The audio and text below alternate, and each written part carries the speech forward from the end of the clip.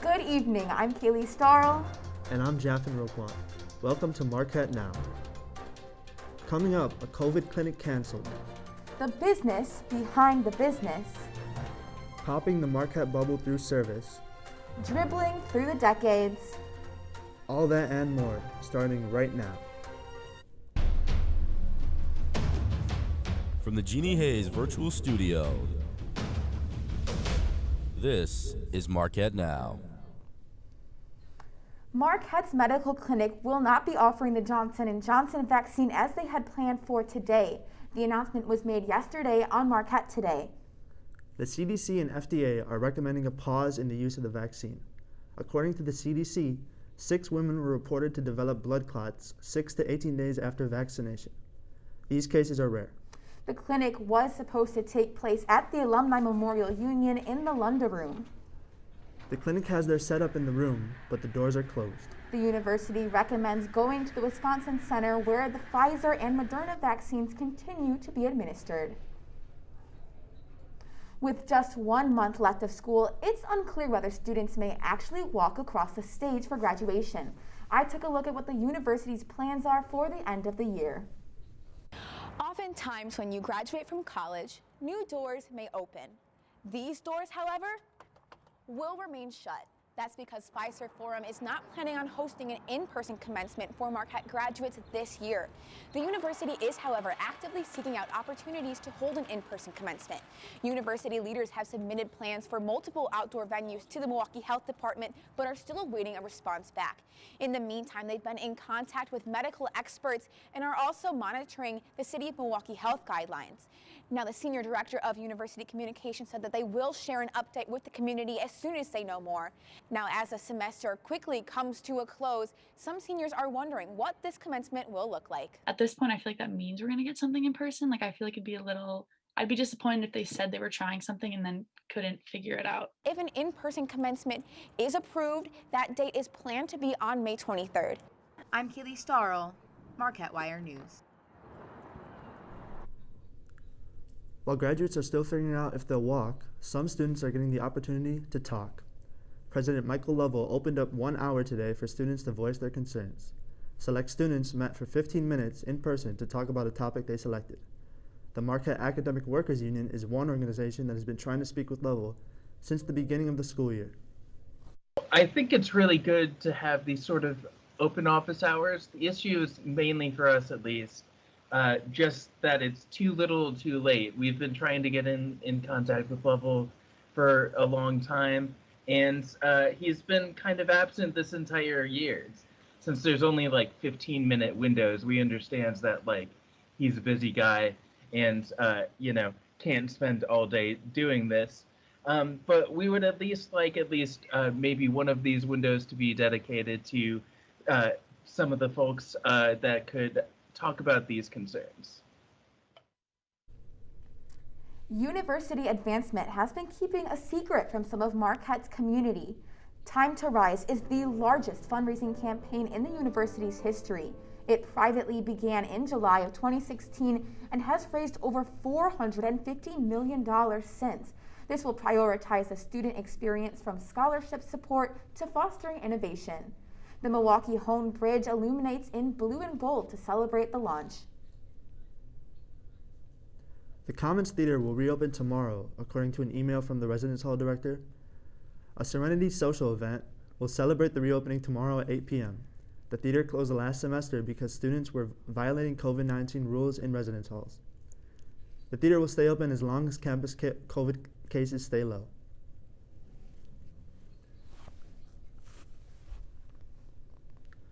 Things sure are opening up on campus, right, Kaylee? Yes, they are, Jaffin. The new business building is making progress to open their doors after construction is done. If you ask students for opinions on the construction of the new business building, you're bound to get some mixed responses. Despite those feelings, construction is well underway and is expected to be complete on December of 2022. Reporter Molly Gretzlaw gives us an update on the process. If you walk down Wisconsin Ave on a weekday morning, it might sound like this. Or this. Construction for the new Marquette Business School has been underway for 3 weeks. We've made some really good progress. Excavation has been going very well on site. Haven't really run into any issues that we can foresee right now. So despite the weather, things have been going great, and we're a little bit ahead of schedule at this point. Current undergrad students will get to experience a new facility before they graduate. Even though I won't be here for too much of it, I'll definitely be there for at least a semester, maybe even a year of it. And I think I'm really excited that they are making it, I guess, after COVID happened, because they'll be able to adjust the classroom sizes and, make the lecture halls a little bit bigger, and make the study spaces open more, so that should be good. Stern believes this project will make the university a better place. Everybody's really excited to be here. I mean, the start of a project is always exciting. You get to move on to something new and something exciting, and the folks that we have on the team here are really excited and have a similar opinion as I do. Just happy to be on campus, to work with a great client in Marquette, and really make the university a better place. However, some students don't share the same opinion. It's definitely disappointing to have the green space taken away. That was definitely a huge benefit, especially in COVID, and we spend so much more time outside, and it was very nice to have that green space. And also just the thought of the possibility of a new rec center was definitely exciting, but also I know how much money the new business school is going to bring to the university, so I know it's beneficial in the end. It is just slightly disappointing because I won't get much use out of it. You can see live image updates of the construction project at marquette.edu/future of business. Reporting from 16th in Wisconsin, I'm Molly Gretzlock, Marquette Wire News. And coming up, we will hear about a Marquette tradition of service. And later, how burnout is dunked while court is in session. Marquette Now will be right back. Me and my boy Matt had it good. He had catnip that was off the hook. No, you were totally But one good. day, he brings a girl home, and she's allergic to cats. Every sneeze was a nail in my coffin. Now I'm in a shelter. It's decent, but they don't even have Wi-Fi.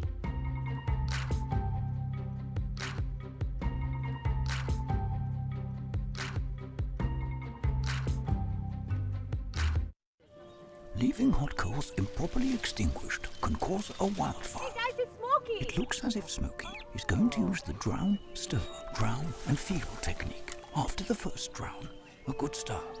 Next, another drink.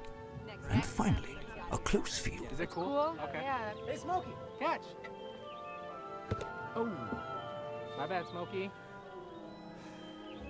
Only you can prevent wildfires. Okay, Dad. 1, 2, 3.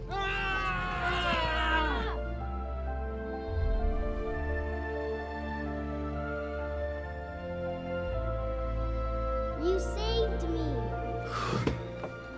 Dad? Are you okay? I'm fine, dear. Your hero needs you now, and AARP is here to help. Find the care guides you need at aarp.org/caregiving. You told me not to talk to strangers.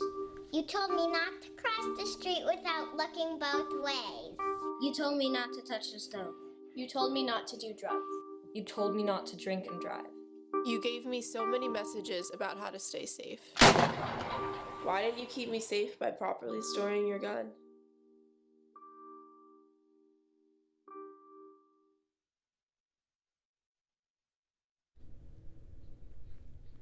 And welcome back to Marquette Now. I'm Kaylee Starl. And I'm Jaffin Roquan. Hunger cleanup is looking different this year. Yeah, but Marquette students are still serving in Milwaukee and getting out of that Marquette bubble. Students are doing a week of service. Marquette Now's Amalia Ligor takes a look at how the Marquette community is doing just that. Grace Alvarez is excited for Marquette students to show up, act up, and get involved during this year's Hunger Cleanup. The event will look different than past years. Instead of a one-day service event, this year's Hunger Cleanup will extend to a week. The week-long format of this year's Hunger Cleanup will serve as a tool for people to learn more about their white saviorist actions through podcasts, reflections, but also support financially black and brown-owned businesses here in Milwaukee. Oh, these look beautiful. Milwaukee Women's Center is the community spotlight this year. The center provides emergency shelter to families that are fleeing domestic violence and or experiencing homelessness. Marquette has partnered with the Women's Center in the past, and Counselor Penny Dixon says that she appreciates their help. So it's been a really great partnership that we've had between the school and here at the shelter, whether it's been for the hunger cleanup, whether it's been for students to come here and tutor and do homework help. But the students appreciate it more. So many of the students are like, we didn't even know you guys existed. We didn't know you were here this close to campus.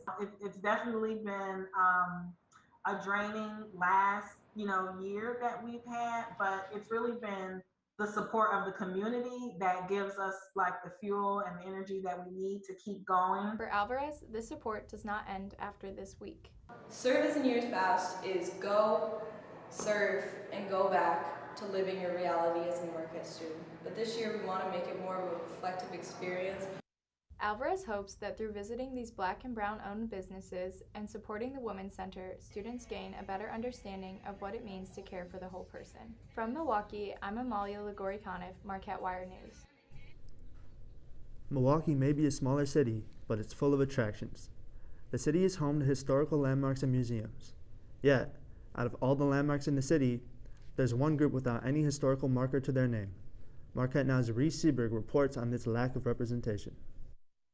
I come from a predominantly Hispanic neighborhood, so I've never really been exposed to anything other than my culture. For students like America Garcia, coming to Marquette was a chance to gain exposure to more diverse cultures and communities. But that was not the case for her. I came here, it kind of shocked me to see that what they had really kind of represented themselves as, like to me at least, as a diverse student, wasn't really what I saw. Milwaukee has more than 16 historical landmarks throughout the city.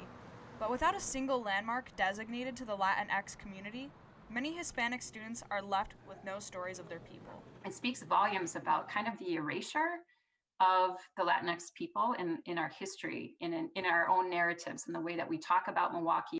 This was brought to light in a recent WUWM article, which featured Marquette professor Dr. Sergio Gonzalez. He touched on where this education needs to start. Part of the work that we have to do here on campus is to also build the capacity to understand these issues. While the university had the Our Roots Say We're Sisters mural painted this past fall, some students think it's just a small step in the right direction. That mural is in a spot where it's not really seen. It's kind of hidden, if we're going to be honest. Dr. Gonzalez and 3 of his colleagues in the history department began the Hispanic Milwaukee Preservation Project to combat the issue.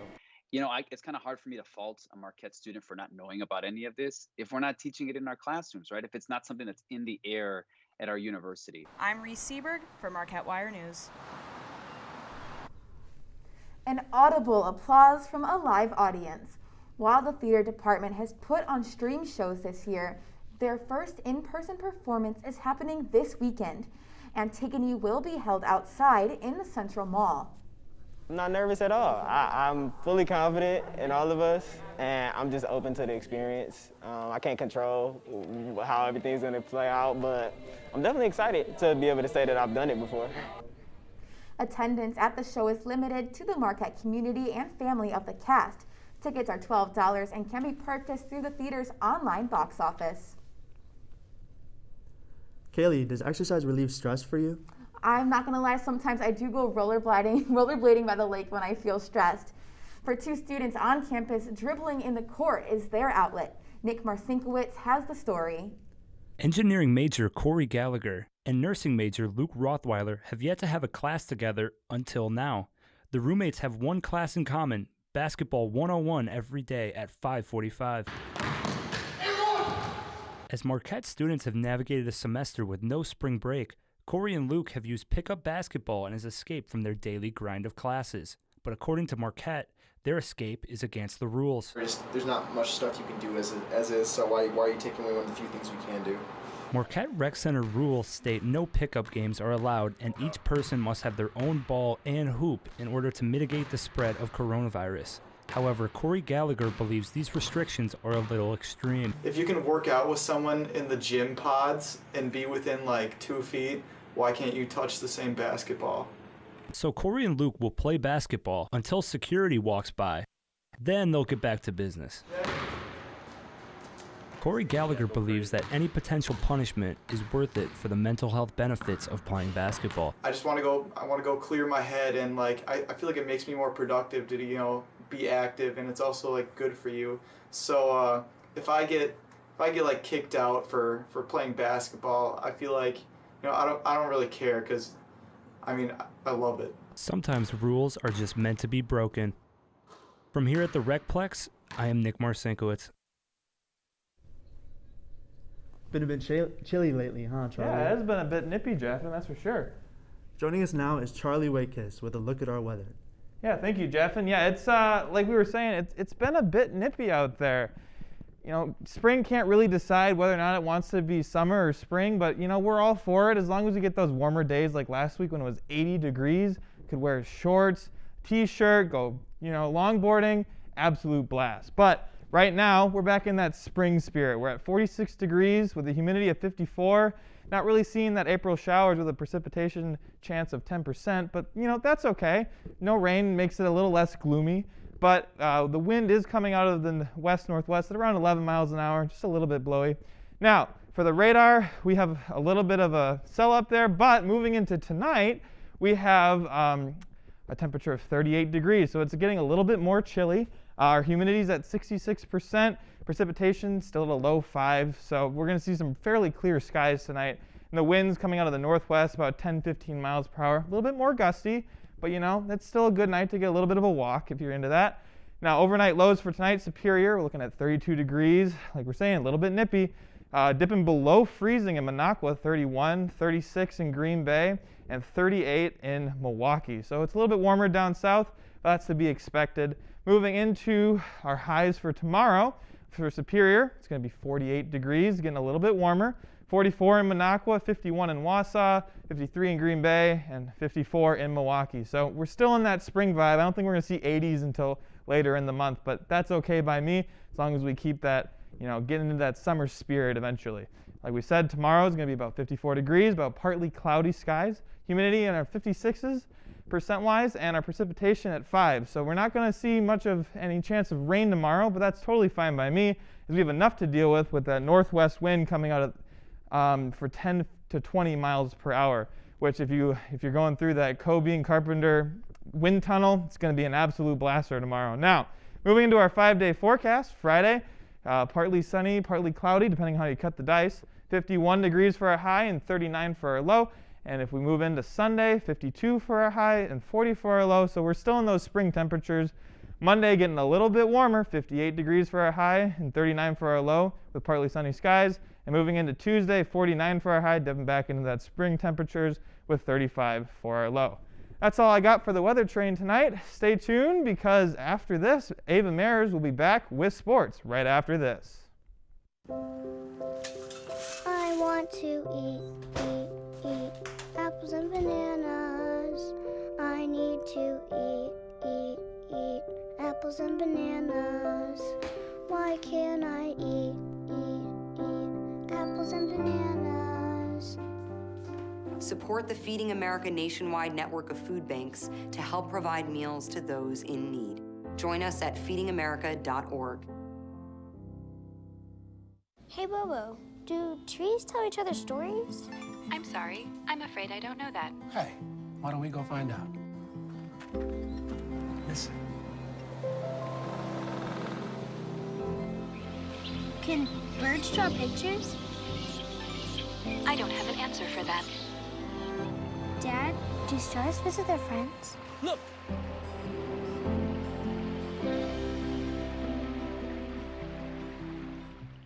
Jordan knows he shouldn't eat this entire bowl of nachos, but tonight he's earned that right. Because a few hours ago in the middle of happy hour, he recognized a sign. Not from the gods or a bolt of lightning, but from a double heart, a kissy face, and a fourth ha in ha ha ha. That's when Jordan knew he was buzzed. So when it was time to go, he got a ride home instead of driving. Be a legend like Jordan. Recognize your buzzed warning signs and get a ride home. Buzz driving is drunk driving. Our hearts are made stronger by how we treat others. Put her there. The light you share can impact those around you, but so can the darkness. Later, twerps. Did Pete saying mean things bother you? So when you reach out to another person, Take a moment to consider how they will feel and let your heart be the key to making a difference. Because of you, someone's entire day, year, or even life can change. In every heart, there's hope. Welcome back. I'm Ava Mares with your Marquette Now Sports Report. Starting with some breaking news, Tyler Kolek announced his decision to transfer to Marquette from George Mason University an hour ago on his Twitter. He is currently a first-year guard who averaged nearly 11 points and 4 rebounds per game last season. Now looking more at some of Coach Shaka Smart's upcoming roster for next year, several incoming men's basketball players have flipped their commitments from Texas to Marquette to follow Smart. Earlier today, 4-star forward David Joplin from Brookfield, Wisconsin, and 3-star forward Keenan Itijere announced their commitments to Marquette. 4-star guard Amarion Ellis also announced his commitment to the Golden Eagles yesterday. Leaving the Marquette basketball team is senior forward Theo John, who announced his decision to enter the transfer pool today. In addition, first-year Dawson Garcia made the decision to go through the NBA draft evaluation process Monday. Garcia led the Golden Eagles in scoring and rebounds this past season. As for women's basketball, sophomore forward Cameron Taylor also announced her decision to enter the transfer pool last Monday. Taylor started in all 26 of Marquette's games this past season. Now taking a look at Marquette men's soccer, the Golden Eagles are Big East Midwest Division champions. The team will be up against Seton Hall tomorrow at 2:30 p.m. in the Big East semifinals. They are ranked 16th in the nation as of the latest top drawer soccer rankings. Tyler Peters caught up with the team to discuss what has led to their historically successful season. 2,321 days. That's how long it's been since the Marquette men's soccer team was last nationally ranked prior to this season. Now that number sits at 0. The Golden Eagles find themselves listed as the 16th best team in the country according to Top Drawer Soccer. Marquette can thank its historic success to its strong defense, as the team has given up just 6 goals in 10 games. We've defended really well, and people have laid their bodies out when they've needed to. I think we've always got numbers back. We've very rarely been outmanned, and I think that's been a big contributory factor. With 13 newcomers joining the roster, the long layoff between seasons due to the pandemic was vital in helping this team gel together. If we had that first semester where everything started, when COVID really hit, and then we went into playing in the fall, I think it would have been just like super new to everyone, and it would have been the same as it's been this semester. Despite the Golden Eagles' exceptional play, Coach Bennett knows his team is capable of playing at an even higher level. In terms of the level of being able to play, we added a little bit of a dimension against Butler. And I think that we started to show, a different side to ourselves. We could play quickly, we could play a little bit more direct. Yeah, I think there's a lot more that we can do to improve, slowly but surely. Marquette's next matchup will be in the Big East Tournament semifinals on April 15th against Seton Hall. I'm Tyler Peters, Marquette Wire Sports. Taking a look at Marquette women's soccer, the squad beat Xavier 1-0 last Thursday in their last regular season game. Sophomore midfielder Haley Block notched the game-winning goal. The Golden Eagles currently sit at number 2 in the Midwest Division of the Big East Conference, ranking 6-4 overall and 4-4 in the Big East. Unfortunately, this is the conclusion of their season due to Creighton securing a spot in the tournament, despite being tied.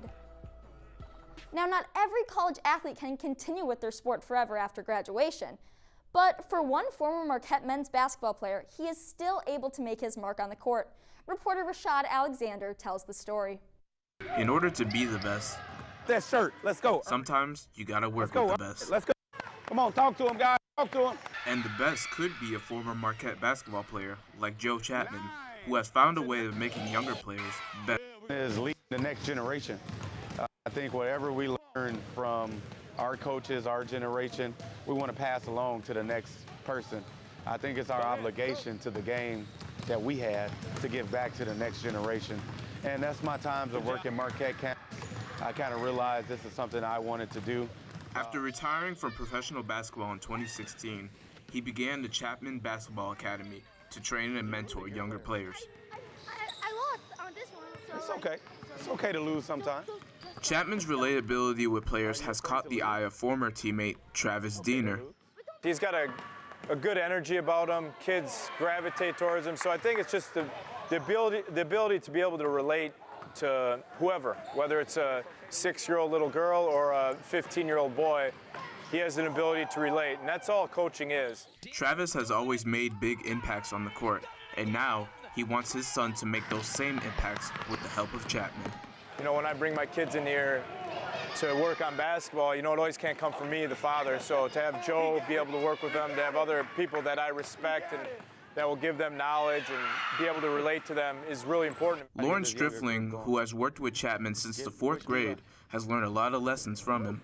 A huge lesson that I've had is always to have discipline, be coachable, and to have great sportsmanship. All of those things are huge lessons that I've gotten from Joe. From Mequon, I'm Rashad Alexander, Marquette Wire News. That's it for sports, but don't go anywhere. Marquette Now will be right back with our Down to the Wire segment.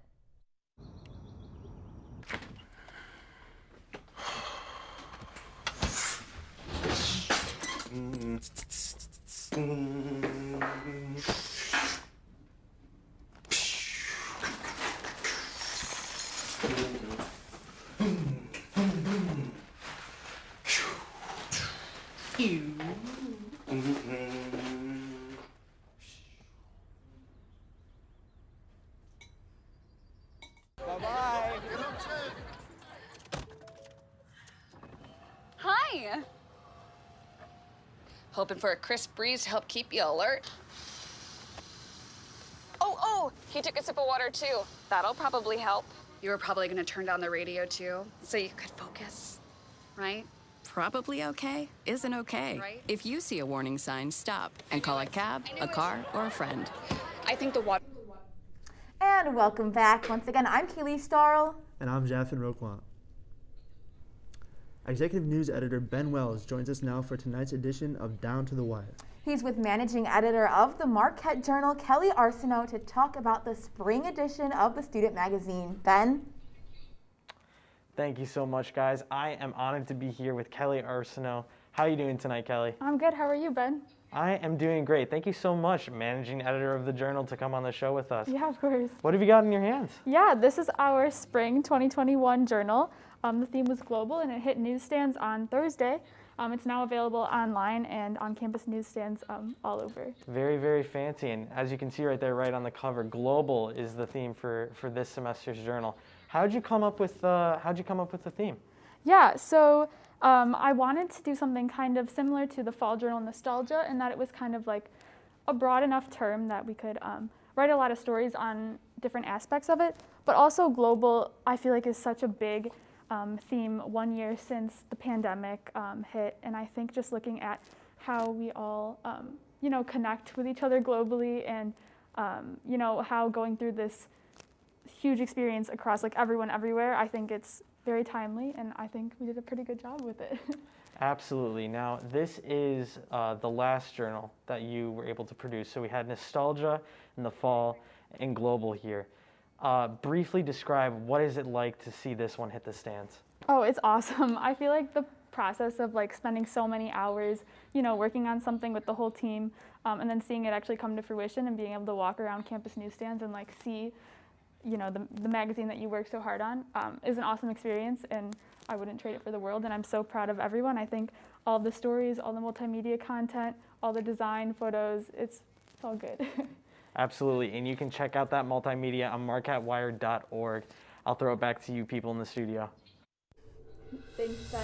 That just about wraps up our report for tonight. Thank you so much for joining us. Once again, I'm Keely Starl. And I'm Jaffin Roquan. Remember to check marquettewire.org for all the latest campus news. Good night, Marquette.